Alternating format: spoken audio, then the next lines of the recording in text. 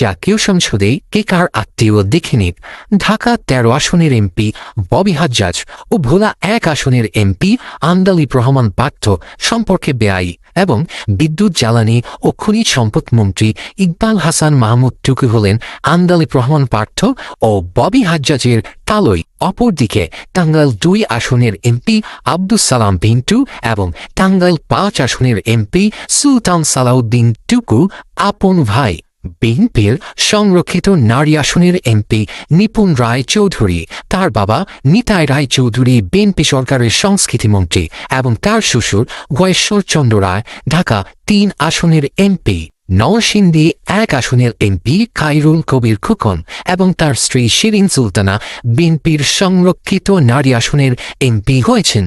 এ ছিলই আজকের আয়োজন। কেমন লাগলো জানাবেন, আর ভালো লাগলে সাবস্ক্রাইব করবেন। ভালো থাকবেন, আল্লাহ হাফেজ।